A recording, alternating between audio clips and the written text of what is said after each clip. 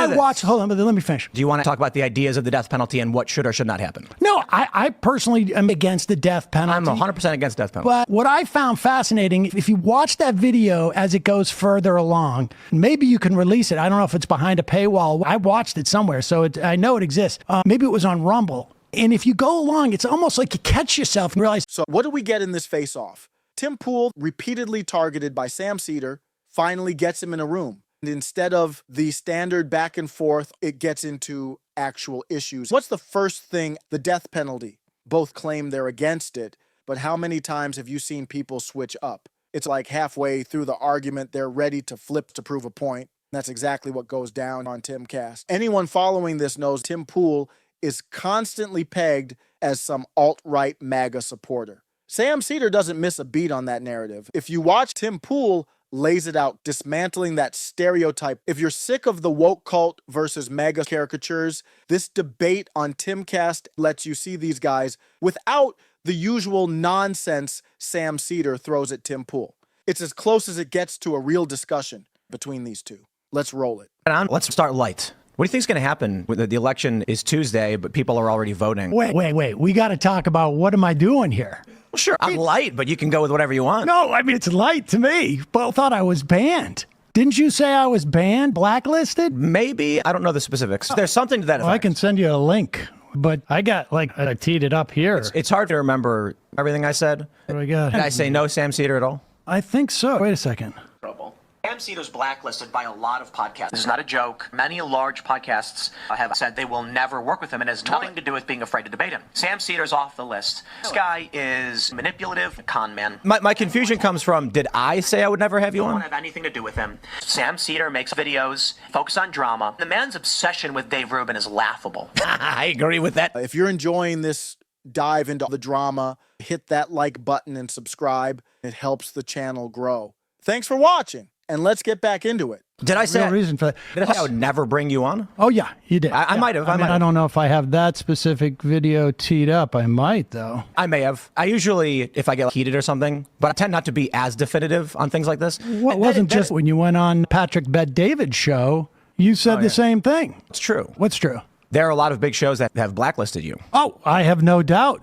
Nobody wanted to debate you. The first thing I asked was, let's talk about the issues, and you immediately pulled up drama. That's not drama. I think everybody wants to know. I used to be a script writer, and if you put a loaded gun in the first scene and you don't resolve it, people are going to be distracted. So this way we can just deal with this, get that out of the way, and then move on to stuff that is more, I think, like substantive. Yeah, that's it, right? Not my business to tell other shows, but... I'm not concerned about other shows. I'm curious, what am I doing here? What are you doing here? Yeah. I decided to have you on. I figured there were probably misconceptions you had about me. I think a lot of what you think about what I say comes from clips and not the actual show. I don't really have conceptions of you. Sam Seder and the Majority Report here. And let's be real, Sam Seder's got a very specific strategy.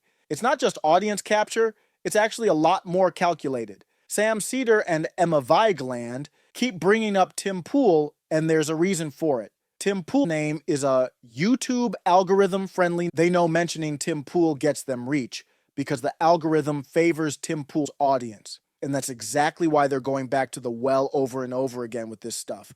This isn't random. It's a content strategy. It's audience capture, but that's part of it.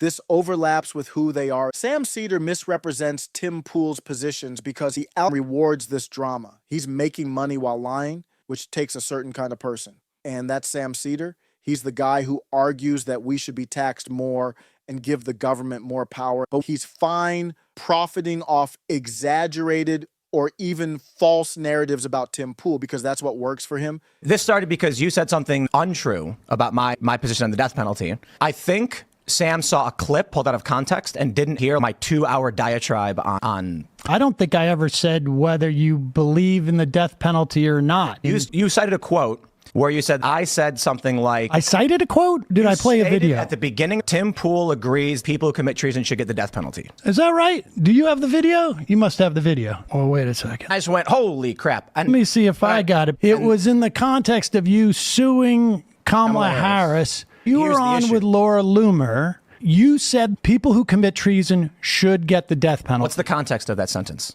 So there's a clip that's 5 seconds long. No, but I watched the rest of it. It was weird. You should really, if you can find this and put this up. What I found fascinating about it was that you did say multiple times in that back and forth. Apparently, you got in trouble with some streaming service about people calling for the death penalty or whatever. I don't know the background. YouTube says you can't call for the death penalty as a legal mechanism. And so she brought up, I think these people committed treason. They should get the death penalty. And you said... Well, I don't know if she said... I think I'm quite sure you said, if you commit treason, you should get the death penalty. Now, right? What words are you missing from that sentence? Because it sounds like you just heard a clip. No.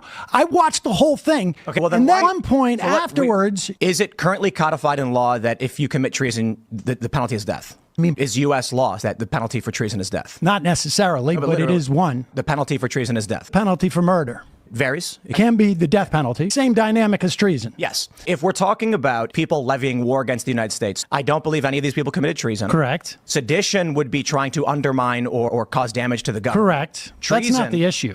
Right. And so the context of that conversation is, one, I don't agree with the death penalty. Did say if you committed treason, you should get the death penalty. Okay. Do you not understand? Would you agree if someone commits murder, they should get the death penalty? No. I agree with that. But you did say if they commit treason, they should get the death penalty. So if we're talking about the penalty for levying war against a country, should they get the death penalty? I don't think people should get the death penalty. If someone is shooting at another person, should they be shot and killed? If someone's shooting at another person, should they be shot at and killed? If someone is committing an act of... Sam Seder is the ultimate debate bro. Every move calculated to trap whoever he's debating. Tim Pool can see it coming. He knows how Seder operates, so he's being super cautious, not falling for bait. It's like a UFC match with words instead of punches. Tim's smart to play it careful because Seder's not just there to talk. He's setting up these little rhetorical traps, and Tim's got to navigate all of that. And Emma Vigeland, she's stunning, no question. But she was incredibly disrespectful in this debate. You can be smart and even fiery in a debate, but there's a level of respect you'd hope to see, and Emma just went right past it. She's got the looks and the brains, but the attitude way overboard. Is it within the legal rights of a person to return with lethal force? You mean self-defense? Yes. I think so, yeah. Right now, if someone robs a liquor store, should they go to jail? Should they go to jail? Under the current laws, should the police arrest the person? Should people arrest the person for running a liquor store? Yes. I think they should, yes. I suppose there could be extenuating circumstances, but yes, if you commit a crime, you should be arrested. The clarification I'm trying to make, it's not about, I don't think there's any real reason to try and go back and parse semantics. The concept was, if people are levying war against the United States, such as on the battlefields in Iraq or whatever. Wait, this whole thing was about treason where you were saying that... Do you explain the ideas? You know what I can't wrap my head around? When Tim Pool and Sam Seder discuss the government's power over life and death, I don't get why people seem fine with the government locking someone up for life, but draw the line at execution. If the government can decide someone's life is over by imprisoning them indefinitely, why is it crossing a moral line to put them in Old Sparky? Don't get me wrong, I wish none of this power over people were a thing, but locking someone up for life is just as extreme, maybe worse, than capital punishment, like Tim Pool and Sam Seder talk about. You're basically turning a person into a slave of the system. They're alive, but in a cage, controlled every moment. So where's the moral difference?